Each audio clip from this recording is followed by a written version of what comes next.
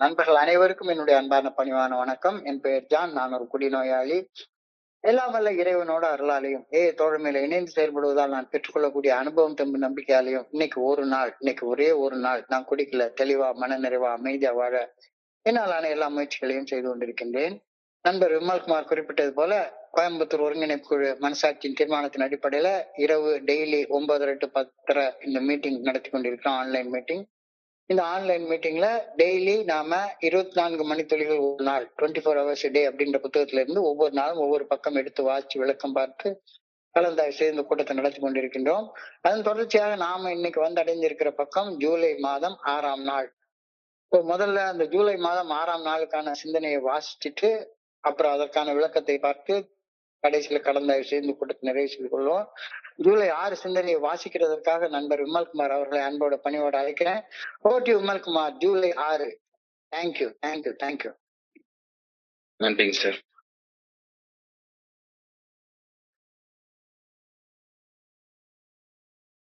"24 மணித்துளிகள் ஒரு நாள்" ஜூலை 6. தோழமையின் இன்றைய சிந்தனை. நமது குடிநோய் பிரச்சனை குறித்து தெளிவாக அறிந்து கொள்ள முயன்றோம். குடிக்க வேண்டும் என்ற கட்டாயப்படுத்தும் நமது வினோதமான மனவெறியின் காரணத்தை புரிந்து கொள்ள முடியாமல் உயர்ந்து நின்றோம். நம்மில் பலர் சிறப்பு மருத்துவ சிகிச்சைகள் எடுத்துக்கொண்டோம். மருத்துவமனைகளிலும் குடிநோய் சிகிச்சை மற்றும் மறுவாழ்வு மையங்களிலும் அடைக்கப்பட்டிருந்தோம். எல்லா நேரங்களிலும் விடுதலை என்பது தற்காலிகமாகவே நமக்கு இருந்தது. சில மனத்தெளிவற்ற சமாதானங்களை கூறி குடிவெறியுடனான நமது செயல்களை நியாயப்படுத்த முயன்றோம். நாம் மீண்டும் குடித்ததன் உண்மையான காரணம் நமக்கு புலப்படவே இல்லை. இறுதியாக குடி என்பது ஒரு பழக்கம் என்ற எல்லையை கடந்து வெகு தூரம் சென்று விட்டு இருந்ததை உணர்ந்தோம்.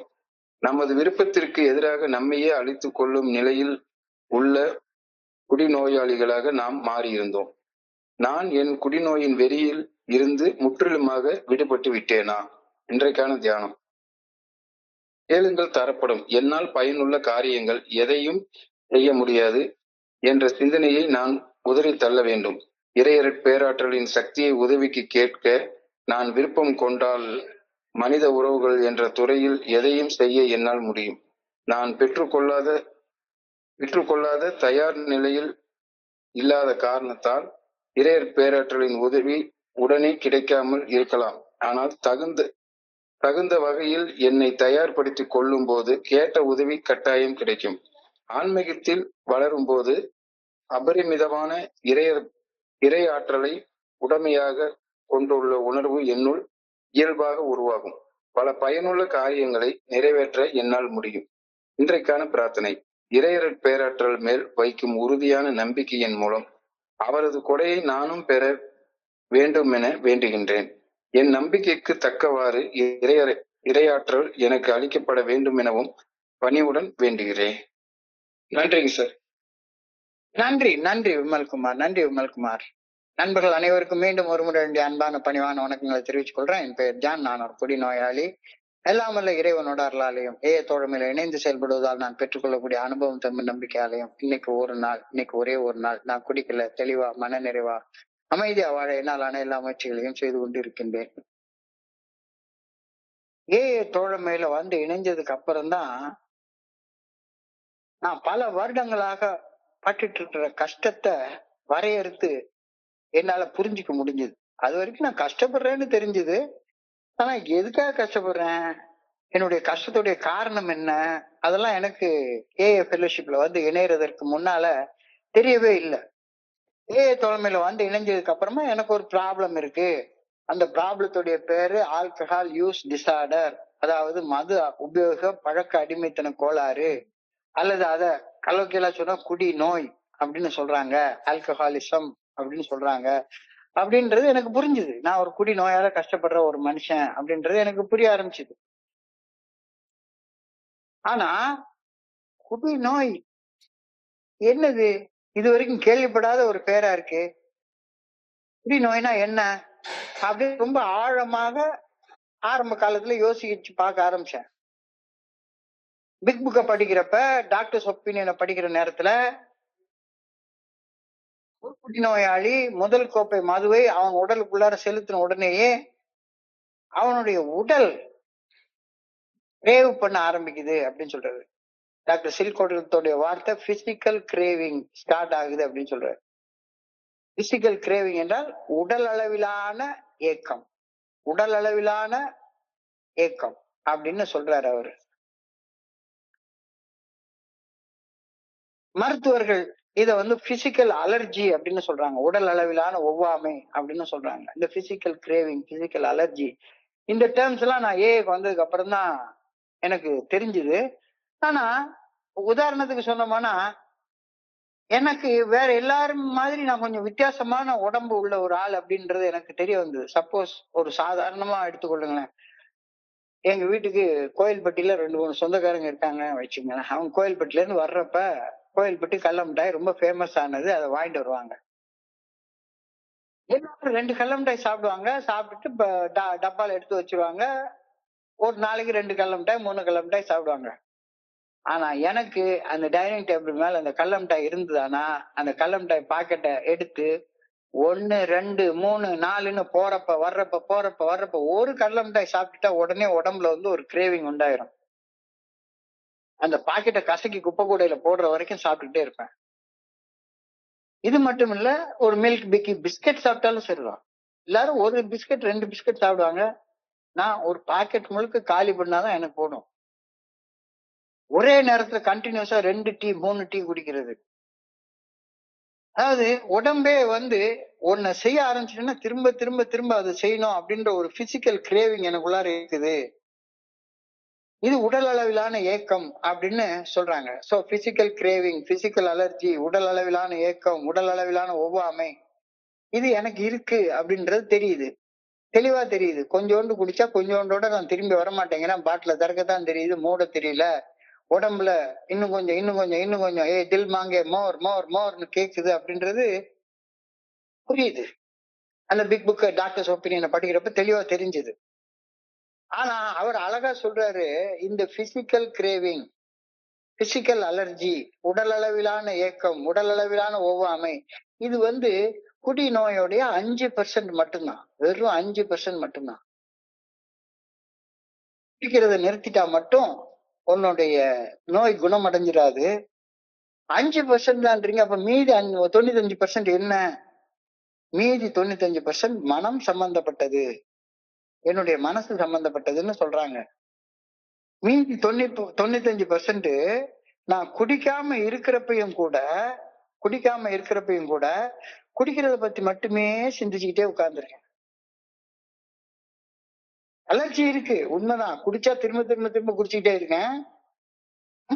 ஆனா அது வெறுமனே 5% தான், நோயோடைய 5% மட்டும்தான்.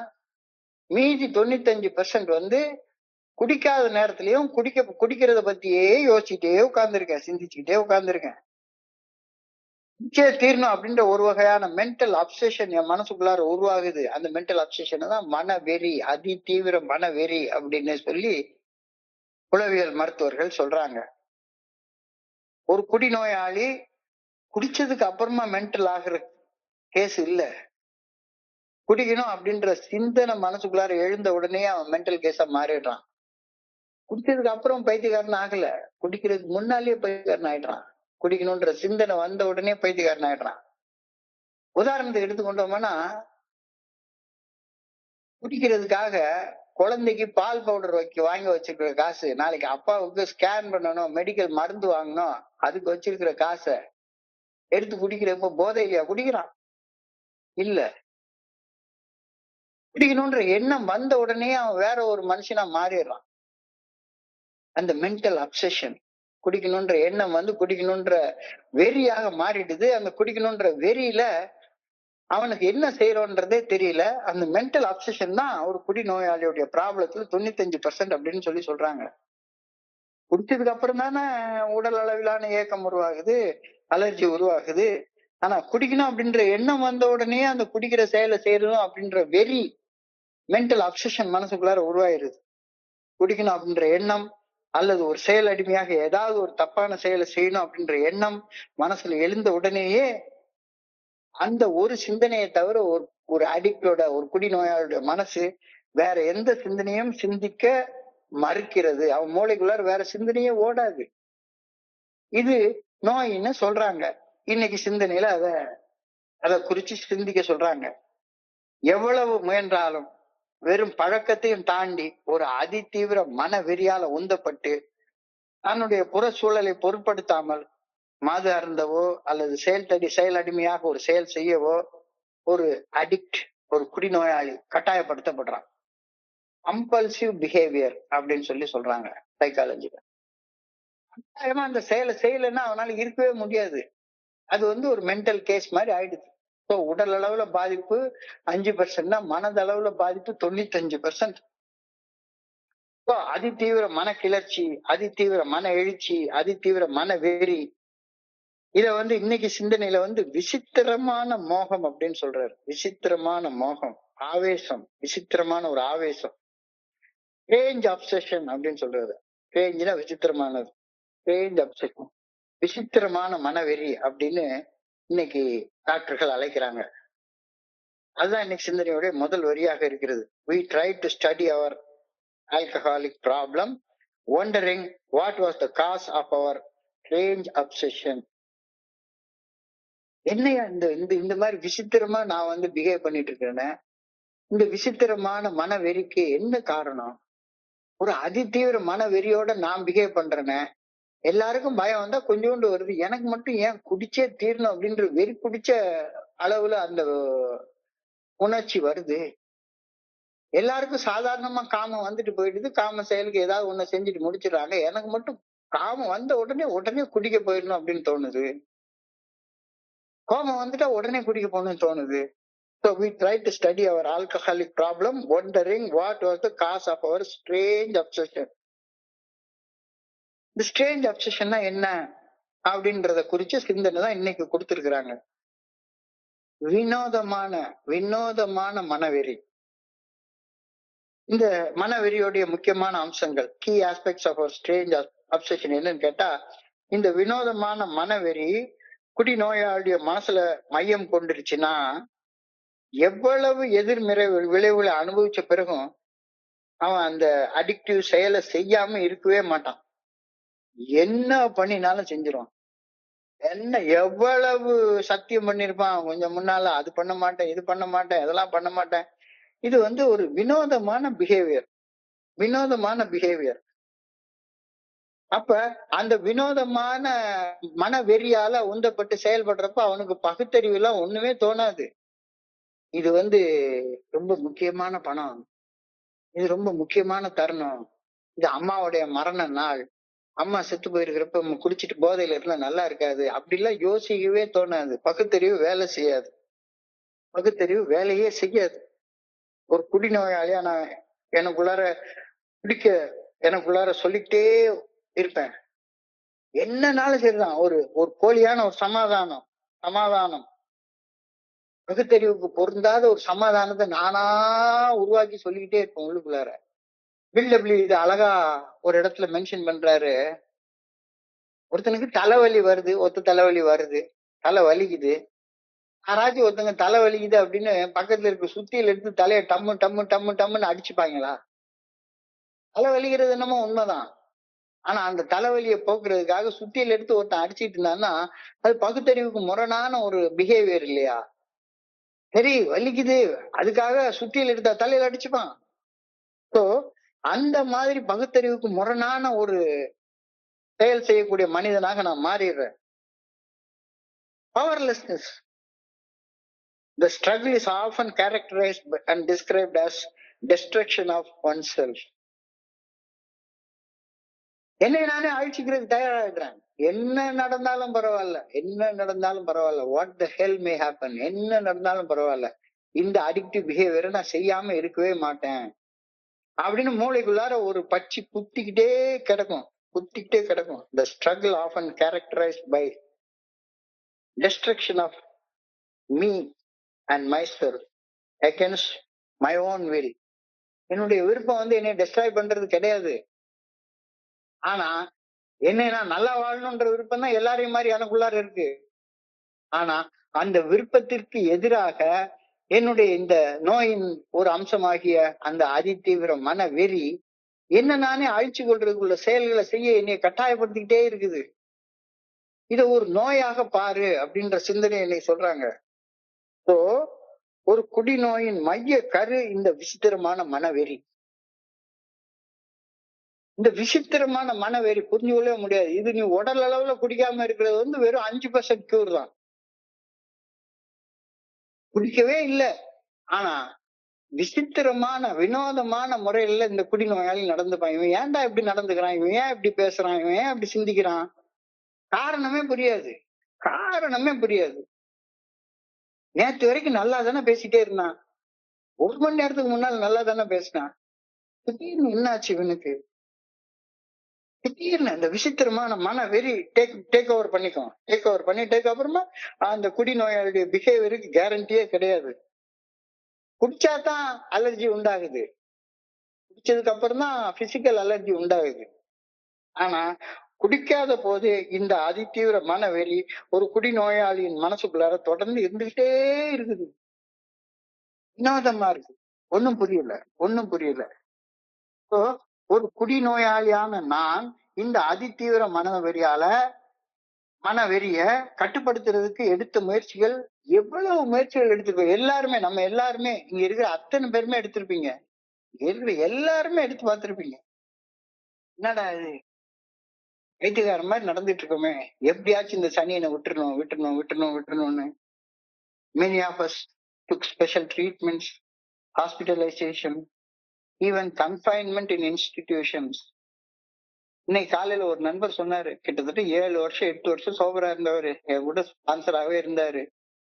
திடீர்னு என்னமோ ஒரு வகையில இருந்தாரு. அவர்கிட்ட இருந்து போன் வந்தது. என்னன்னு கேட்டா, அவரே 7 வருஷம் சோபரா இருந்தவர், அப்புறம் ஸ்லிப் ஆகி போய் இன்னைக்கு ஒரு ட்ரீட்மெண்ட் சென்டர்ல தன்னை தானே போய் அடைச்சுக்கிட்டாரு. எப்படியாச்சும் வெளியே வரணும்ன்ற முயற்சி.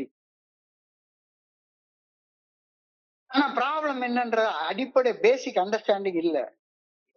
எவ்வளவு முயற்சி. ஆனா எந்த முயற்சியாலையும் அதிதீவிர மனவெறியை நிரந்தரமான கட்டுப்பாட்டுக்குள்ளார கொண்டு வரக்கூடிய தீர்வு கிடைக்கவே இல்லை. கிடைக்கவே இல்லை. In every case the relief was temporary. 21 நாள் குடிக்காம இருக்கேன், 48 நாள் விரதம் இருந்து குடிக்காம இருக்கேன், அவ்வளவுதான். தற்காலிகமாக எனக்கு ரிலீஃப் கிடைக்குதே ஒழிஞ்சு பெர்மனண்டா பாதிப்புகள்ல இருந்து விடுபடக்கூடிய சூழ்நிலை எனக்கு கிடைக்கவே மாட்டேங்குது. ஏன் எனக்கு அந்த வினோதமான குடி வெறிய புரிஞ்சு கொள்ளவே முடியல. குடிநோயின் பாதிப்புகள் இருந்து முழுமையாக மீட்படைய நான் தேட வேண்டியது தற்காலிகமான தீர்வுகளை இல்ல. தற்காலிகமாக தீர்வு இருக்குது, உடனே மாலையை போட்டுக்கணும், அதை பண்ணிக்கணும், இதை பண்ணிக்கணும் அப்படின்னு தீர்வு இல்ல. குடிப்பது என்பது பழக்கம் என்ற நிலையை தாண்டி நோய் என்ற நிலையை போய் அடைஞ்சிருச்சு. இப்ப நோய்க்கான காரணத்தை கண்டுபிடிச்சு முழுமையாக குணமடைறதுலதான் அதோடைய பெர்மனன்ட் கியூர் இருக்கு. அதாவது சொல்ல பில்டபிள் எழுதுற, நான் கோட்பாடு 8 நம்ம படிச்சோம்னா சொல்லியிருக்கோம். மதத்தை சார்ந்த மத குருமார்கள், தலைவர்கள், பெரிய பெரிய பெரிய பெரிய படிப்பு படிச்ச டாக்டர்கள், ஏன் ஈவன் கால் ஜூங் கூட கடைசியா 1961 அவர் பில்டபிள் எழுதுற இடத்துல சொல்றாரு, நோய்க்கு முன்னால சைக்காட்ரி தோத்து போச்சு. இவ்வளவு பெரிய சைக்காட்ரிக் மெத்தட்ஸ் இந்த மென்டல் அப்சஷன் எங்களால எடுக்கவே முடியல. It has got only a spiritual cure. அதைதான் நான் ரோலண்ட் ஹசார்டுக்கு சொல்லி அனுப்புனேன். உன்னையெல்லாம் எவ்வளவு பெரிய ஹையஸ்ட் ஃபார்ம் ஆஃப் மெடிக்கல் ட்ரீட்மெண்ட்ல கூட குணப்படுத்த முடியாது. unless otherwise you have a spiritual experience, you will never be cured அப்படின்னு சொல்றாரு. ஓ குடிநோயின் பாதிப்புகள் இருந்து முழுமையாக மீட்படைதலை நாம தேட வேண்டும். தற்காலிகமான தீர்வுகளை ஒருபோதும் நம்ம தேடி ஓடிக்கிட்டே இருக்கக்கூடாது. தற்காலிகமான தீர்வு தான். இன்னைக்கு போய் ஒரு ஒர்க் ஷாப்புக்கு போயிடுவோம், அதுக்கு போயிடுவோம், இதுக்கு போயிடுவோம், எதை போனாலும் சரிதான். உன்னுடைய மனித மூளையால செய்யக்கூடிய முயற்சிகள் எல்லாமே தற்காலிகமானது. ஒரு ஆன்மீக பயிற்சி, ஒரு ஆன்மீக முழுமையை நோக்கிய முன்னேற்றம், இதுதான் பெர்மனன்ட் கியூர் கொடுக்கும். ஸோ குடிப்பது பழக்கம் என்ற நிலையை தாண்டி நோய் என்ற நிலையை அடைந்த பின் அதற்கு தற்காலிகமான தீர்வு கிடையவே கிடையாது. தற்காலிகமா பண்ணா திரும்ப 48 நாள் மாலையை போட்டு விரதம் பண்ணா 49வது நாள் முதல் நாளோட மோசமான நிலைமைக்கு போயிடும். I tried through every crazy excuses to convince myself that I know why I drank, but went on regardless. எனக்குள்ளார எவ்வளவோ சிந்திச்சு பாக்குறேன், எவ்வளவு சிந்திச்சு பாக்குறேன். காரணம் மட்டும் புரியவே மாட்டேங்குது. கொஞ்ச நாள் இருக்கேன், மறுபடியும் திரும்பியும் வந்துருது. கொஞ்ச நாள் போன் பிக்சர் பார்க்காம இருக்கேன், 10 நாள் பார்க்காம இருக்கேன், 15 நாள் பார்க்காம இருக்கேன், 10 நாள் பொண்டாட்டிட்டு கோவப்படாம இருக்கேன், 11ஆவது நாள் மறுபடியும் அந்த பழைய மனசு குரங்கு தலைக்கு மேல ஏறி உட்கார்ந்துகிட்டு. I tried through every excuses to convince myself that I know why I am behaving addictively, but I went on behaving in an addictive behavior pattern regardless. குடிச்சாலும் சரி, குடிக்கலனாலும் சரி, அடிக்டிவ் மாதிரியே பிஹேவ் பண்ணிக்கிட்டே இருக்கிறேன். நான் ஏன் குடிக்கிறேன், நான் ஏன் ஒரு அடிக்டா பிஹேவ் பண்றேன் அப்படிங்கிறது எனக்கு நல்லா தெரியும் அப்படின்னு ஐ நோ ஆட்டிடியூட் எனக்கு தெரியும்.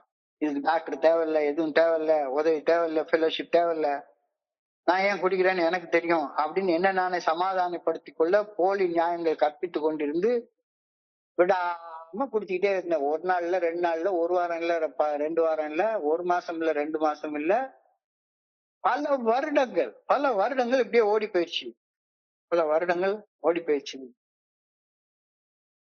I tried through every crazy excuses to convince myself that I know why I drank, but went on regardless.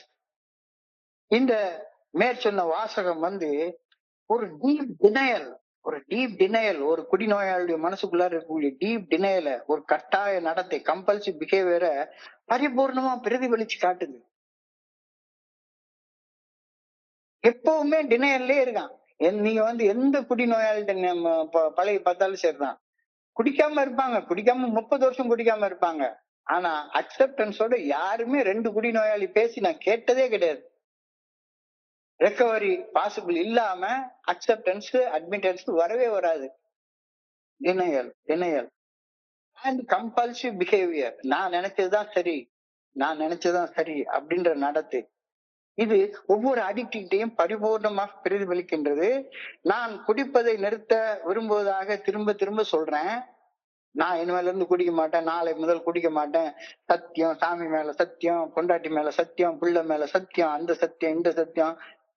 ஆனாலும் குடிக்கும் செயலை நியாயப்படுத்துறேன். ஒரு பக்கம் சத்தியம், இன்னொரு பக்கம் என்னால எப்படி குடிக்காம இருக்க முடியும், எனக்கு பொண்டாட்டி சரியில்லை, வேலை சரியில்லை, கடன் இருக்கு, அது இருக்கு, இது இருக்கு அப்படின்னு என்ன நானே சீரழிச்சுக்கிற செயலை நியாயப்படுத்திட்டே உட்கார்ந்துருக்கேன். செயல் அடிமையாக செயல்படுவதை நான் விரும்பவில்லை, சுதந்திரமாக வாழ விரும்புகிறேன் என்று வாயால சொல்றேன். ஆனால் செயல் அடிமையாக செயல்பட 1008 நியாயத்தை எனக்குள்ளார சொல்லிக்கிட்டே இருக்கிறேன்.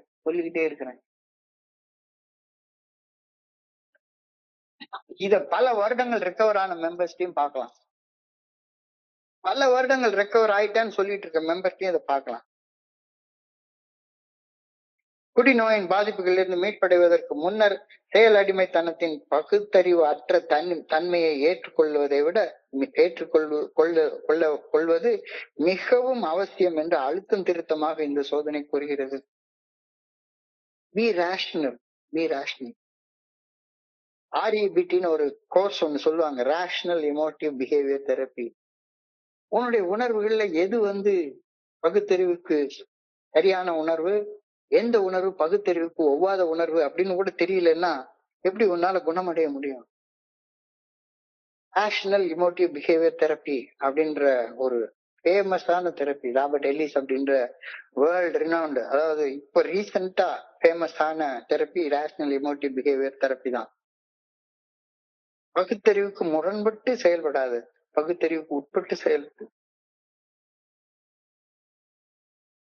பகுத்தறிவற்ற தன்மையை ஏற்றுக்கொள். நான் எனக்கு மன வெறி உண்டாகிற நேரத்துல பகுத்தறிவு இல்லாம பைத்தியக்கார மாதிரி செயல்படுறேன் அப்படின்றத நீங்க ஏற்றுக்கொள்ள வேண்டியது மிக அவசியம் என்று அழுத்தம் திருத்தமாக கூறப்பட்டுள்ளது. எந்த வார்த்தையில? I tried through every crazy excuses to convince myself that I know why I drank, but I went on regardless. ஏன் உனக்கு அந்த மனவெறி வந்துன்னா உன்னால கண்டுபிடிக்கவே முடியாது. For that matter, கால் ஜுங்காலே கண்டுபிடிக்க முடியல, நீ என்ன கண்டுபிடிச்சிட போற? ஒரு பிரெயின் சர்ஜன் ராமமூர்த்தி அவர் இப்ப உயிரோடு இருக்காரு என்னன்னு தெரியல. அவருடைய ஒரு டிஸ்கோர்ஸ் ஒண்ணு கேட்டேன். அவர் என்ன சொன்னாரு, குடிக்கணும்ன்ற சிந்தனை மூளையில உள்ள லட்சக்கணக்கான கோடிக்கணக்கான நியூரான்கள்ல ஒரு நியூரானை வந்து வைப்ரேட் பண்ண ஆரம்பிச்சு விட்டுருமா ஒரு பர்டிகுலர் ஸ்பாட்ல. அந்த வைப்ரேஷன் வந்து குடிக்கிற செயல் செய்யற வரைக்கும் நிக்கவே நிக்காது. என்ன வழி? மூளையில அந்த ஒரு பர்டிகுலர் நியூரானை நம்ம வெளியே எடுத்துட்டோம்னா, பிரெயின் சர்ஜரி பண்ணி வெளியே எடுத்துட்டோம்னா நின்றோம். ஆனா அந்த ஒரு நியூரானை வெளியே எடுக்கிறதுனால பல நியூரான்கள் பாதிக்கப்பட்டு ஒட்டுமொத்த வேற பைத்தியக்காரன் ஆயிடுவான். அதனால அத நீ ஆன்மீக விஷயங்கள்ல தோழமை பரிந்துரைக்கக்கூடிய 12 படிகளுடைய மீட்படையும் செயல் திட்டத்தை வாழ்க்கையாக வாழ்ந்து சரிப்படுத்திக்கிறது தான் சரியாக இருக்கும். சைக்காலஜிக்கலா அவங்க பேத்தாலஜி படி உடல் கூறுல நிறைய விஷயங்களை கண்டுபிடிச்சு சொல்றாங்க. டாக்டருக்கே புரிய மாட்டேங்குது, நமக்கு என்ன புரிய போகுது? ஸோ குடிநோயின் பாதிப்புகளில் இருந்து மீட்படைவதற்கு முன்னர் செயல் அடிமைத்தனத்தின் பகுத்தறிவற்ற தன்மையை ஏற்றுக்கொள்வது மிக மிக அவசியம் என்று இன்றைய சிந்தனையில அழுத்தம் திருத்தமாக சொல்லியிருக்காங்க. குடிநோய் செயல் அடிமைத்தனம் வெறும் பழக்கத்துக்கு அப்பாற்பட்டது. இது ஒரு அடிக்டிவ் டிசார்டர் என்பது ஒரு கோளாறு என்பது இன்று மருத்துவ ரீதியாக நிரூபிக்கப்பட்டுள்ளது. இன்னைக்கு அமெரிக்கன் மெடிக்கல் அசோசியேஷன்லயே ஸ்பிரிச்சுவல் பேங்க்ரப்சி அப்படின்ற வேர்டே எழுதியிருக்காங்க. Alcoholism is a physical allergy coupled with a mental obsession resulting in a state of spiritual bankruptcy அப்படின்ற வேர்டு மெடிக்கல் ஜேர்னல்ஸ்லயே ரெஃபர் பண்ணப்பட்டிருக்கிறதாக நம்ம படிக்கிறோம் இன்னைக்கெல்லாம். இப்போ குடிநோயை குணப்படுத்துவதற்கு மனோதிடம் மட்டும் போதவே போதாது, வில் பவர் மட்டும் போதவே போதாது. Alcoholism is a progressive illness. குடிநோய் வளரும் தன்மையுடைய நோய். குடிநோயாளி குடிப்பதை நிறுத்த விரும்பினாலும் அந்த விருப்பத்தையும் தாண்டி தங்களுடைய வாழ்க்கையையும் உடல் மன ஆரோக்கியத்தையும் சேதப்படுத்திக் கொள்ளும் கட்டுப்பாடு இழப்பை இன்னைக்கு சிந்தனை தெளிவாக சொல்லுது. மனசுல விரும்பாமலாம் இல்ல. யார் ஒருத்தன் தானே செத்து போகணும், தற்கொலை பண்ணிக்கணும்னு யாராச்சும் விரும்புவாங்களா என்ன? நல்லா வாழணும்னா எல்லாம் விரும்புவாங்க. ஆனா அந்த விருப்பத்தையும் தாண்டி, அந்த விருப்பத்தின் சக்தியையும் தாண்டி, அந்த வில் பவரையும் தாண்டி உள்ளுக்குள்ளார இந்த அப்சஷன் வேலை செய்யுது. அதான் நோயுடைய 95% அப்படின்னு சொல்றாங்க. ஸோ மன உறுதிக்கும் செயல் அடிமைத்தனத்தின் நிர்பந்தத்திற்கும் இடையிலான அந்த முரண்பாடு இன்றைய சிந்தனையில தெளிவாக குறிப்பிடப்பட்டிருக்கிறது. Conflict between will power and compulsiveness of addiction. Conflict between will power and compulsion of addiction. மன உறுதிக்கும் செயல் அடிமைத்தனத்துக்கும் இடையில உள்ள போராட்டம். அதுதான் மகாபாரத யுத்தத்துல உள்ள குருஷேத்திர போராட்டம். உடம்புதான் குருஷேத்திரம். உள்ளுக்குள்ளார மனசுக்கு மனசாட்சிக்கு இடையில ஒரு பெரிய முரண்பாடு, போர் நடந்துட்டே இருக்கு. I had become an alcoholic and I have been destroying myself against my own will. எவ்வளவு எளிமையாக சொல்லியிருக்காங்க. நான் ஒரு குடிநோயாளியா மாறிட்டேன். குடிநோயாளியா சாக எனக்கு விருப்பம் இல்லை. ஆனாலும் கூட I have been destroying myself against my own will. என்னை செதைச்சு சின்னாபின்னப்படுத்தக்கூடிய விருப்பம்லாம் எனக்கு கிடையவே கிடையாது. நான் இப்படி கோரமாக சாகணும்னா எனக்கு தலையில எழுதிட்டா வந்திருக்கேன்? அதெல்லாம் இல்ல. அந்த விருப்பம் என் மனசுல இல்ல. ஆனாலும் செயல் அடிமைத்தனத்தின் கட்டாயம் என்னை சிதைக்கும் செயல்களை கட்டாயமான விதத்துல செய்ய வைக்குது, செய்ய தூண்டுது. இதுதான் அந்த அதிதீவிர மனவெறி. குடிநோயை எதிர்த்து போராடினால் மனசுக்குள்ளார ஏற்படும் சிரமங்கள் தெளிவாக எனக்கு தெரியுது. இப்ப இன்னைக்கு கேள்வி அதை கேட்டுக்கிறாங்க. இவ்வளத்தையும் சொல்லிட்டு ஏக்கு வந்து இவ்வளவு வருஷம் ஆச்சுது, இன்னமும் are you behaving in an obsessive compulsive manner? Am I completely free from obsession? குடிக்க வேண்டும் என்ற கட்டாயம் அல்லது கட்டாயமான அதிதீவிர மனவெறியிலிருந்து, மனவெறியோட செயல்பட வேண்டும் என்ற கட்டாயம், இதுல இருந்து நான் விடுபட்டுட்டேனா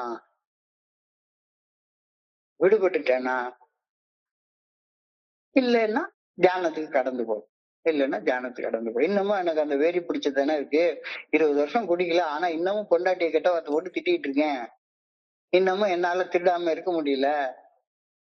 இன்னமும் என்னால என்னுடைய உணர்வுகளை என்னுடைய கட்டுப்பாட்டுக்குள்ளார வச்சுக்கொள்ள முடியல. feel that obsessive compulsive disorder எனக்குள்ளார இருக்கு அப்படின்னு சொன்னா தியானத்துக்கு கடந்து போ. தியானத்துல ரொம்ப அழகான ஒரு வார்த்தையை நீ சொல்லிருக்காங்க, கேளுங்கள் உங்களுக்கு கொடுக்கப்படும். கேளுங்கள் உங்களுக்கு கொடுக்கப்படும். கேட்கறதே கிடையாது. எனக்கு இவ்வளவு வெறி பிடிச்ச மனசு இருக்கு, இந்த மனசுல இருந்து எனக்கு விடுதலை வேணும் அப்படின்னு நீ கேட்டா உனக்கு கொடுக்கப்பட போகிறது. ஆனா கேட்க மாட்டேன், கேட்க மாட்டேன். கேளுங்கள் உங்களுக்கு கொடுக்கப்படும் என்பது வேதத்தில் காணப்படும் மிக முக்கியமான ஒரு வாக்குறுதி. கேட்டதும் கொடுப்பவனே, கிருஷ்ணா கிருஷ்ணா கேள்வியின் நாயகனே அப்படின்னு ஒரு அழகான பாட்டு ஒண்ணு உண்டு. கேளுங்கள் உங்களுக்கு கொடுக்கப்படும். இது கடவுள் நமக்கு மனுஷனுக்கு கொடுக்கக்கூடிய முக்கியமான வியாதி. கேட்காம கிடைக்காது. தீவிரமாக தேடுபவர்கள் அவங்களுக்கு இந்த மனவெறியில இருந்து விடுதலை கிடைக்கும். இல்ல மனவெறிய கடவுளே எடுத்துருவாரு, அது வரைக்கும் நான் குடிச்சு குடிச்சு செத்துருவேன் அப்படின்னு சாவுதான் கிடைக்கும். கேளுங்கள் கேளுங்கள் அப்படின்னா, கேளுங்கள் என்ற வார்த்தைக்கு பிச்சை எடுங்க அப்படின்ற அர்த்தம் கிடையாது. உரிமையோட கேளுங்க. உங்களை படைச்ச கடவுள் உங்களுக்குள்ளார இருக்கிறாரு, உரிமையோட கேளுங்க. அவர் சொல்ற அந்த நல்ல ஒழுங்கான வழிகாட்டுதல காது கொடுத்து கேளுங்க, காது கொடுத்து கேளுங்க. Listen listen listen. கேட்கறது அப்படின்ற வார்த்தைக்கு லிசன் பண்றது அப்படின்னு ஒரு அர்த்தமும் இருக்கு. Learn to listen, listen to learn, learn to live, live to learn. இதெல்லாம் கேளுங்கன்னா உடனே பிச்சை எடுங்க அப்படின்னு அர்த்தம் கிடையாது. உரிமையோட கேட்டு பெற்றுக்கொள்ளுங்கள். உரிமையோட உனக்குள்ளார இருக்கக்கூடிய கடவுள்கிட்ட கேட்டு பெற்றுக்கொள்ளுங்கள் அப்படின்ற அர்த்தம் உண்டு. என்னால சுதந்திரமான வாழ்க்கை வாழ முடியாதுன்னு என்னை சுற்றி இருந்த எல்லாரும் சொல்லிட்டாங்க. இவெல்லாம் கூட்ட கேஸ், ஒண்ணுத்துக்கும் பிரயோஜனப்படாது. நானே கூட அதை நம்பல, நானே கூட அதை நம்பல. ஆனா என்னால முடியாததாக தோன்றும் ஒரு பெரிய விஷயத்த சின்ன சின்ன பகுதிகளாக பிரிப்பதன் மூலம், என்னுடைய கடந்த கால தவறுகளுக்கு என்னை நானே மன்னித்துக் கொள்வதன் மூலம், எனக்கு செய்யவே முடியாது அப்படின்னு தோணக்கூடிய செயலை எளிமையாக செஞ்சு முடிச்சிடலாம். Divide life into 24 hours compartments.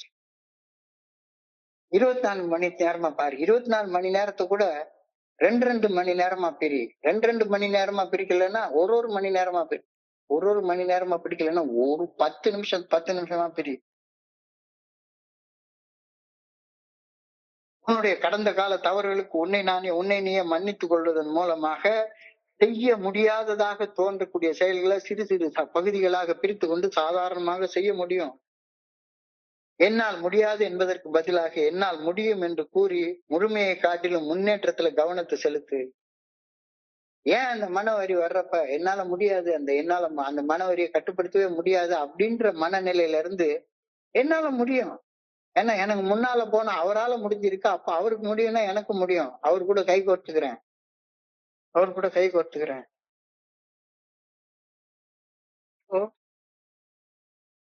சிறிய சிறிய இலக்குகளாக நிர்ணயம் செய்து கொள். இன்னைக்கு ஒரு நாள் குடிக்க மாட்டேன், இந்த கூட்டத்துல இருந்து அடுத்த கூட்டத்துல கலந்து கொள்ற வரைக்கும் நான் குடிக்க மாட்டேன். லிமிட்டிங் பிலீஃப்ஸ், என்னால முடியாது அப்படின்னு மட்டுப்படுத்தக்கூடிய நம்பிக்கையில விட்டு உன்னால் முடியும் தம்பி, தம்பி உனக்குள் இருக்கும் உன்னை நம்பி. Practice self forgiveness.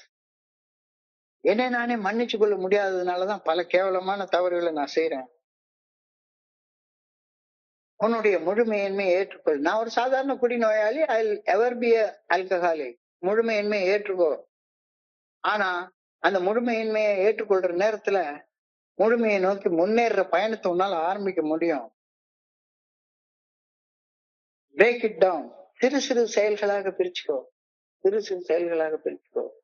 எவ்வளவு பெரிய செயலை எடுத்துக்கிட்டாலும் சரிதான், சின்ன சின்ன சின்ன சின்ன செயலாக 1000 மைல் பயணம் நீ எடுத்து வைக்கக்கூடிய ஒரு அடியில ஆரம்பிக்கும். அந்த ஒரு அடியை எடுத்து வை. 1 hour இல்லைன்னா 10 நிமிட விதி. 10 நிமிஷம் நான் கம்பல்சிவா பிஹேவ் பண்ண மாட்டேன். உள்ளுக்குள்ளார மன வெறி இருக்கு ஒரு குறிப்பிட்ட செயலை செய்யணும் அப்படின்னு, 10 நிமிஷம் தள்ளி போடு. பணிக்கு முன்னுரிமை. எந்த பணியை முன்னால செய்யணும், எந்த பணியை பின்னால செய்யணும் அப்படின்னு ப்ரையாரிட்டைஸ் பண்ணு. பணிக்கு முன்னுரிமை நிர்ணயம் செய். Clear goals. இன்னைக்கு இந்த மீட்டிங் போகணும்னா போகணும். அதை விட அந்த வேலை இருக்கு, இந்த வேலை இருக்கு, எனக்கு இங்க பணம் கிடைக்கும், அந்த பணம் கிடைக்கும். இது முன்னாலேயோ கடவுள் தான் முன்னிடம். எல்லாவற்றுக்கும் மேலாக இறைவனை முன்னால வை, முன்னால வை. மனு சீரமைப்பு அதை செய்ய பாரு. வெற்றிகளை கூட கொண்டாடு. 1 மணி நேரம் சிகரெட் குடிக்கணும், குடிக்க கூடாதுன்னு நினைச்சியா 1 மணி நேரம் கழிச்சு உண்மையிலே நீயே பாராட்டிக்கோ, சின்ன ஸ்வீட் எடுத்து சாப்பிட்டுக்கோ. ஒரு மணி நேரமா சின்ன சின்ன வெற்றியை கொண்டாடு. பர்த்டே எவ்வளவு முக்கியமானதுன்னு சொல்லுது. அதாவது begin with end in mind அப்படின்னு சொல்லுவாங்க. ஒரு வருஷம் கழிச்சு ஒரு வெற்றியை நாம அடைஞ்சா அந்த வெற்றி எனக்கு எவ்வளவு மகிழ்ச்சியை கொடுக்கும் அப்படிங்கறத உன்னுடைய அகக்காட்சியில பாரு. எத்தனையோ மனிதர்கள் அவங்க இலக்க அடைந்த வெற்றியை பாக்குறப்ப அவங்க மனசுல உள்ள பூரிப்பு, சந்தோஷம், இது உன்னுடைய அகக்காட்சியில பாரு. Never let yourself think that you can do something useful or that you never will be able to complete a useful task. என்னால பயனுள்ள காரியங்கள் எதையும் செய்ய முடியாது அப்படின்ற சிந்தனையை விற்று உன்னால முடியும், உன்னால முடியும், உன்னால முடியும். அதோடைய உதவியை கேட்டா, இறைவனுடைய பேராட்டுடைய உதவியை கேட்டா, அட்லீஸ்ட் நீ கேட்க விருப்பம் கொண்டால் போதும். கேட்க விருப்பம் கொண்டால் போதும். சாதிக்க முடியாத சாதனை என்று எதுவுமே கிடையாது அப்படின்னு உனக்குள்ளார அடிக்கடி சொல்லிக்கோ. எப்ப பார்த்தாலும் எதுக்கு எடுத்தாலும் ஸ்பான்சர்ட்ட போய் நின்றுட்டே இருக்காது. நம்ம இதுல ஸ்பான்சர்னா என்னன்றதே புரியாம கேட்டு 20 பக்கம் எழுதிட்டு வா, 30 பக்கம் எழுதிட்டு வா, எக்ஸசைஸ் எழுதிட்டு வா, ஸ்கூல்ல சொல்லி கொடுக்குற மாதிரி ஸ்டெப் ஒரு ஸ்டெப் பண்ணி கொடுக்கறது. தன்னம்பிக்கையை வளர்க்கறதே இல்லாம அன்புதான் எல்லாத்தையும் செஞ்சு காட்டும். உன்னால முடியும் தம்பி, உன்னால முடியும், உன்னால முடியும். நான் ஒண்ணும் வாத்தியார் கிடையாது, ஒன்னே மாதிரி ஒரு குடிநோயாளி தான். 30 வருஷம் குடிக்கல, ஆனாலும் உனக்கு எனக்கு எந்த வித்தியாசமும் கிடையாது. அந்த கோணத்துல உதவி செய்ய பாருங்க. இறையர் பேராட்டின் உதவியை கேட்டால், அட்லீஸ்ட் கேட்க வேண்டும் என்று விருப்பம் கொண்டால், சாதிக்க முடியாத சாதனை என்று எதுவுமே இல்லை என்று உனக்கு நீயே அடிக்கடி சொல்லிக்கொள். விரும்பவில்லை என்றால், பெற்றுக்கொள்ளும் தயார் நிலை இல்லாத காரணத்தால இறையர் பேராட்டுடைய உதவி கிடைக்காது. நீ தயாரா இல்லைன்னா என்ன கிடைக்கும்? The fact is that I can do particularly anything if I am willing to call God's help, God's supply of strength. The supply may not be immediately available only because I am not entirely ready to receive it. கடவுளுடைய strength supply இருந்துட்டே இருக்கு. நான் அதை பெற்றுக்கொள்ளக்கூடிய தயார் நிலையில இல்லாத ஒரு காரணத்தினால மட்டும்தான் நான் பெற்றுக்கொள்ளல. நான் முழுமையான தயார் நிலையை வந்து அடைகையில் நிச்சயமாக இறையர் பேராட்டின் உதவி கிடைக்கும். அப்ப அந்த தயார் நிலைன்னா என்ன? வேற entirely ready to have God remove all this defects of character. அந்த என்டையர்லி ரெடினஸ் தான் பணிவு அப்படின்னு சொல்றோம். மனசாட்சி ஒருத்தர செயலை செய்யவே செய்யாத, மனசாட்சி சரின்ற செயலை செய்யாம இருக்காத, அதுதான் தயார் நிலை. அந்த தயார் நிலைக்கு நீ வந்து சேர்றப்ப கடவுளுடைய ஆற்றல் உனக்கு எல்லா செயல்கள்லயும் தானா வந்து சேரும். As I go spiritually, a feeling of being plentifully supplied by God's strength will possess me and I'll be able to accomplish many useful things. ஆட்டோமேட்டிக்கா உன்னை வந்து தேடி ஒட்டிக்கும்னு சொல்றாரு. நீ தயாராக இருக்கணும்னா என்ன? மனசாட்சி சொல்லக்கூடிய அந்த நல்ல ஒழுங்கான வழிகாட்டுதல பின்பற்ற தயாராக இருக்கணும். அதுக்கு பேர் தான் தயார் நிலை. entirely ready to have the good orderly direction of God. Remove all my defects in character. கடவுள் வந்து உனக்கு வெளியே இருந்து உன்னை புனிதமாக்க போறதே கிடையாது. உனக்கு உள்ள இருந்து உனக்கு வழிகாட்டிட்டே இருப்பாரு. உன்னுடைய மனசு கடவுள் காட்டுற வழியில செயல்படுறப்ப ஆட்டோமேட்டிக்கா நீ பணியோட செயல்பட ஆரம்பிக்கிற, பயபக்தியோட செயல்பட ஆரம்பிக்கிற. ஆக மொத்தம் என்டையர்லி ரெடி ஆகிறப்ப கடவுளுடைய சக்தி உன்னுடைய செயல்கள்ல வந்து சேரும். ஆன்மீகத்தில் வளரும் போது அபரிமிதமான இறை ஆற்றலை உடனடியாக கொண்டுள்ள உணர்வு என்னுள் இயல்பாக உருவாகும். பல பயனுள்ள காரியங்களை நிறைவேற்ற என்னால முடியும். அப்போ முதல் பாதி சிந்தனையில வந்து நான் வந்து என்னால முடியவே முடியாது அப்படின்னு தோன்றத முடிச்சு காட்டுறதுக்கான வழிகளை இந்த தியானத்துல அழகா சொல்லியிருக்காங்க. அதை எப்படி கேட்கறது? பிரேயர் கொடுத்திருக்கிறாங்க. I pray that I may claim God's supply of strength by my faith in Him. கடவுள் மேல வைக்கிற நம்பிக்கைன்னா கடவுளுடைய நல்ல ஒழுங்கான வழிகாட்டுதல் மேல வைக்கிற நம்பிக்கை தான் கடவுள் மேல வைக்கிற நம்பிக்கை. நான் கடவுளை நம்புறேன், ஆனா கடவுளுடைய நல்ல ஒழுங்கான வழிகாட்டுதலை நம்ப மாட்டேன். மனசாட்சியை நம்ப மாட்டேன், மனசாட்சியின் மூலமாக கடவுள் என்னை வழி நடத்துறான்ற நம்ப மாட்டேன்னா ஒண்ணுத்துக்கு உருப்படாது. இறையர் பேராற்றின் மேல் வைக்கும் உறுதியான நம்பிக்கையின் மூலம் அவருடைய கொடைகளை நான் பெற வேண்டும் என ஆண்டவாமை பணியோடு வேண்டிக் கொள்கின்றேன். I pray that it shall be given to me according to my faith. என்னுடைய நம்பிக்கையின் தரம் எவ்வளவு இருக்கோ அந்த அளவுக்கு தான் எனக்கு கிடைக்கும். அப்ப மனசாட்சியை உறுதியாக நம்பி எனக்குள்ளார கான்சியன்ஸாக இறைவன் இருக்கின்றான்றத நம்பி இதனுடைய நல்ல ஒழுங்கான வழிகாட்டுதலுக்கு பணிந்து செயல்பட ஆரம்பிக்கிற நேரத்துல உன்னால முடியாதது எதுவுமே கிடையாது தம்பி, எதுவுமே கிடையாது. எல்லாம் முடியும். உன்னுடைய அப்சஷன் எல்லாம் தானா உடைச்சு தூர போட்டுட்டு போயிடலாம் அப்படின்ற கருத்து இன்னைக்கு தெளிவாக சொல்லப்பட்டிருக்கிறது. இப்போ இன்றைய சிந்தனைய சுருக்கமாக எடுத்து பார்த்தா, எனக்கு ஏஏ ஃபெலோஷிப்குள்ளார நுழைஞ்சதுக்கு அப்புறம் தான் இந்த குடி நோய்ன்ற பிரச்சனையை பத்தி ஆழமான புரிதல் வந்தது. Physical allergy, mental obsession, spiritual bank of state. இதுல முக்கியமானது எது? பிசிக்கல் அலர்ஜி, பிசிக்கல் கிரேவிங், உடல் அளவிலான ஏக்கம், உடல் அளவிலான ஒவ்வாமை. இது நோயோடைய 5% மட்டும்தான், குடிச்சாதான் உருவாகும். ஆனா குடிக்காம இருக்கிற நேரத்துல கூட பொண்டாட்டி தாலியை போய் அறுக்கிறியா, அந்த மன வெறிய என்னன்னு சொல்றது? அது குடிக்காம இருக்கிற நேரத்துல உனக்குள்ளார இருந்துட்டே இருக்கும். இப்போ ஒரு குடிநோயாளியும் குடிச்சதுக்கு அப்புறமா மென்டல் ஆகிற கேஸ் கிடையாது. குடிக்கணும் அப்படின்ற சிந்தனை வந்தோடனே அவன் மென்டல் ஆயிரும். குடிக்கணும் அப்படின்ற எண்ணம் அல்லது ஒரு செயல் அடிமையாக ஒரு செயலை செஞ்சே ஆகணும் அப்படின்ற ஒரு எண்ணம், தப்பு செய்யணும்ன்ற ஒரு உந்துதல், ஒரு மன வெறி உள்ளுக்குள்ளார வந்ததுக்கு அப்புறமாக அவன் மனசு முழுக்க வேற யாரு சொல்றதும் காதுல கேட்காது, அது ஒண்ணு சிந்தனை மட்டும்தான் இருக்கும். வினோதமான மனவெறி. இது ஒரு குடி நோயாளி, ஒரு அடிக்ட் மனசுலயும் மையம் கொண்டிருக்கிறது. எவ்வளவு எதிர்வினை விளைவுகளை அனுபவிச்சதுக்கு அப்புறமாகவும் செயல் அடிமையாக செயல்படுறத விடவே மாட்டேங்குது. 1 மணி நேரத்துக்கு முன்னால நல்லா இருந்தானடா, திடீர்னு அது என் கூட பேசிட்டு இருக்கிறப்ப என்னென்ன சத்தியம்லாம் பண்ணா, 1 மணி நேரத்துக்குள்ளார என்ன ஆச்சு? வினோதமான மனவெறி. குடிநோயின் மையக்கரு இந்த வினோதமான மனவெறி. குடிச்சதுக்கு அப்புறம் தான் அலர்ஜி செட்டின் ஆகும். ஆனா குடிக்கிறதுக்கு முன்னாலேயே மனவெறி மையம் கொண்டு இருக்கும். ஒரு குடிநோயாளியின் இந்த அதிதீவிர மனவெறியை கட்டுப்படுத்த எடுத்த முயற்சிகள் எல்லாருமே எல்லா முயற்சிகளும் எடுத்திருப்போம். எவ்வளவு ஸ்பெஷல் ட்ரீட்மெண்ட், எவ்வளவு ஹாஸ்பிட்டலைசேஷன், எவ்வளவு கன்ஃபைன்மெண்ட் இன் இன்ஸ்டிடியூஷன், எவ்வளவு செல்ஃப் ஹெல்ப் ப்ரோக்ராம்ஸ், எவ்வளவு முயற்சி. ஆனா இந்த முயற்சிகள் எல்லாமே ஆன்மீக பயிற்சி இல்லாம நிரந்தரமாக கட்டுப்பாட்டுக்குள்ளார கொண்டு வர முடியாது. இதுதான் டாக்டர் கார்ல் ஜூங் 1961 அவரு மரணம் அடைகிறதுக்கு முன்னால ஃபைனல் ஸ்டேட்மெண்ட் ஆல்கஹாலிக்ஸ் அனானிமஸ் பாராட்டி அவர் எழுதின ஸ்டேட்மெண்ட்.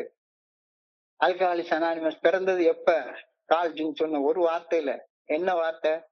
ரோலண்ட் அசார்ட்ட உன் பணமோ எதுவோ உன்னுடைய மனோதிடமோ எதுவோ உன்னைய காப்பாற்றாது, unless otherwise you have a spiritual experience. ஆமா, வேற எந்த வகையில எல்லாம முயற்சி பார்த்தோம். We tried through crazy excuses to convince ourselves that we know why we drank, but we did regardless. நிறுத்தவே முடியல. Alcoholism is a progressive illness. குடி வளரும் தன்மையுடைய நோய். குடிநோயாளி குடிப்பதை நிறுத்த விரும்பினாலும் அந்த விருப்பத்தையும் தாண்டி தங்கள் வாழ்க்கையும் உடல் மன ஆரோக்கியத்தையும் சேதப்படுத்திக் கொள்ளும் கட்டுப்பாடு இழப்பை இன்னைய சிந்தனை தெளிவாக சொல்லுது. குடிநோய் it's a conflict between will power and compulsion of addiction.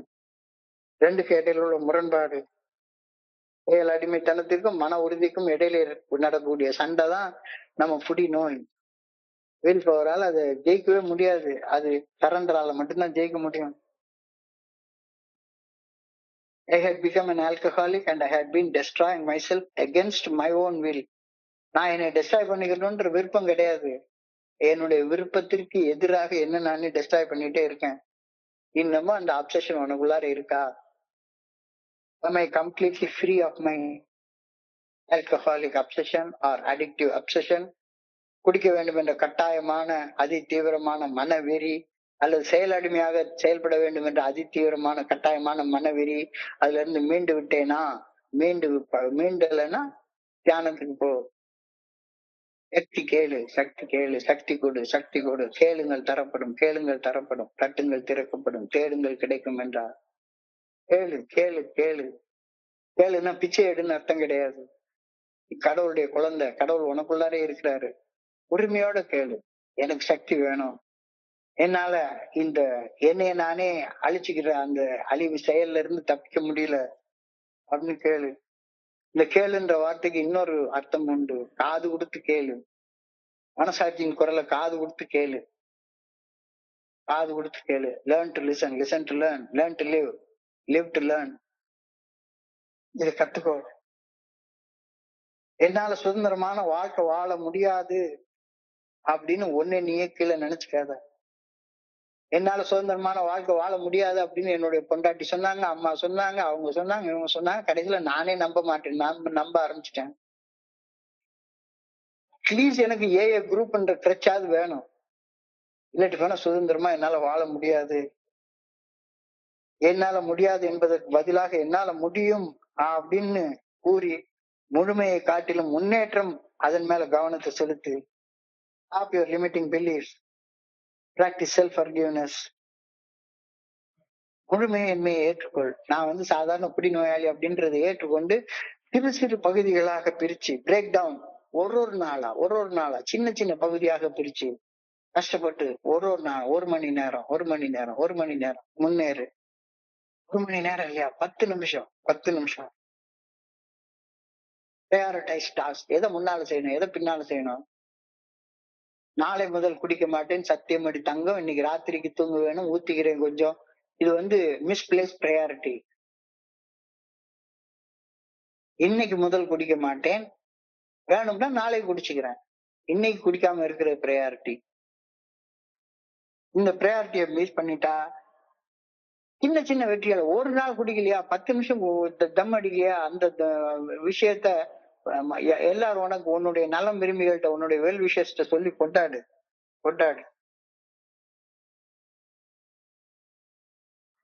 ஒரு வருஷம் கழிச்சு தம் அடிக்கிறத விட்டுட்டு இருந்தேன்னா மன நிலைமை எப்படி இருக்கும். என்னுடைய குழந்தைகளை படிக்க வச்சு அவங்களுக்கு ஒரு சாதாரண சின்ன கால்குலேஷன் போட்டுப்பாரு. ஒரு நாள் இவ்வளவு சிகரெட் குடிக்கிறேன், இதை விட்டா என்னால எவ்வளவு நல்ல காரியங்கள் செய்ய முடியும். சோ ஒரு வருஷம் கழிச்சு என்னுடைய நிலைமை எப்படி இருக்கும் அப்படின்றத அகக்காட்சியில பாரு. Never let yourself think that you cannot do something useful or that you never will be able to complete a useful task. இது அந்த தோல்வி மனப்பான்மை. தோல்வி நிலை என நினைத்தால் மனுஷன் வாழ்க்கையை நினைக்கவே முடியாது. வாழ்க்கையை சுமைன்னு நினைச்சேன்னா கடவுளுடைய கனவை மதிக்கவே முடியாது. கடவுள் உன்னை இந்த மாதிரி கிறுக்க மாதிரி வாழ்றதுக்காக படைக்கல. Never let yourself think that you cannot do something useful or that you never will be able to complete a useful task. இப்போ இறைவன் பேராற்றலின் உதவியை கேட்டா, அட்லீஸ்ட் கேட்க விரும்புனா, நீ கேட்க கூட வேண்டாம், கேட்கணும்ன்ற விருப்பம் உன் மனசுக்குள்ளார வந்துட்டா, நீ உன்னால சாதிக்க முடியாத சாதனைன்னு எதுவுமே இந்த உலகத்துல கிடையாது அப்படின்றத உறுதியாக நம்பு. உனக்குள்ளார இருக்கிறவர் அவ்வளவு பெரியவர். நான் விரும்பவில்லை, பெற்றுக்கொள்ளும் தயார் நிலையில் இல்லாத காரணத்தினால மட்டும்தானே இறையர் பேராற்றின் உதவி கிடைக்காம இருக்குது. The fact is that I can do particularly anything if I am willing to call God's help of strength. The supply is not available just because I am not ready to receive it. பெற்றுக்கொள்ளக்கூடிய தயார் நிலையில நான் இல்லாத காரணத்தால மட்டும்தானே கடவுளுடைய அந்த ஆற்றலை என்னால பெற்றுக்கொள்ள முடியல. அப்ப தயார் நிலைன்னா என்ன? இறைவனுக்கு பணிவதுதான் தயார் நிலை. இறைவனுக்கு பணிவது என்பது மனசாட்சி நல்ல ஒழுங்கான வழிகாட்டுதலுக்கு பணிவது. மனசாட்சி ஒருத்தர் செயலை செய்யாத, மனசாட்சி சரின்னு சொல்ற செயலை செய்யி தயார் நிலைக்கு வந்துருவ. தயார் நிலைக்கு வந்ததுக்கு அப்புறமா கடவுளுடைய ஆற்றல் உள்ள இருந்து பொங்கி பொங்கி பொங்கி பொங்கி வரும். As we go spiritually, a feeling of being plentifully supported by God's strength will possess me. அது உன்னை தானா பொசஸ் பண்ணுன்னு சொல்றாரு. It will possess you and you will be able to accomplish many useful things. ஆன்மீகத்தில் வளரும் போது அபரிமிதமான இறை ஆற்றலை உன்னுடைய உடைமையாக கொண்டுள்ள உணர்வு உனக்குள்ளார இயல்பாக, அதாவது ரொம்ப கஷ்டப்பட்டுலாம் இல்ல, இயற்கையாக உருவாகும். பல பயனுள்ள காரியங்களை உன்னால செய்ய முடியும். ஸோ இந்த தியானத்துக்கு அப்புறமாக அந்த ஆற்றல் வேணும்னா ஆண்டவனுக்கு கேளு. I pray that I may claim God's supply of strength by my faith in Him. இறையருட் பேராற்றல் வைக்கும் உறுதியான நம்பிக்கையின் மூலம் அவரது கொடைகளை நானும் பெற்றுக்கொள்ள வேண்டும் என ஆண்டவமை வேண்டுகின்றேன். I pray that it shall be given to me according to my faith. என்னுடைய நம்பிக்கையின் தரத்துக்கு தக்கவாறு இறைவன் என்னை எல்லாம் கொடுப்பாரு அப்படின்ற நம்புறேன் அப்படின்ற கருத்தோட இன்றைய முடிவடையுது. ஸோ இன்றைய சிந்தனையை படிக்கிறப்ப என் மனதை கடந்து சென்ற சிந்தனைகளை உங்களோட பகிர்ந்து கொள்ள இந்த நல்ல வாய்ப்பை உருவாக்கி கொடுத்த இந்த குழுவிற்கு என்னுடைய மிக பணிவான நன்றிகளை தெரிவித்துக் கொள்றேன். பொறுமையாக கேட்ட ஒவ்வொரு நண்பருக்கும் என்னுடைய பணிவான நன்றிகள். இந்த இரவு பொழுது நண்பர்களுக்கு இனிமையான இரவாக இறைவனை பணிவோட வேண்டிக் கொள்கின்றேன். நன்றி நன்றி நன்றி நன்றி நன்றி நன்றி. வாழ்க வையகம், வாழ்க வளமுடன். Thank you so much. Over to you, Vimal Kumar. Thank you thank you thank you.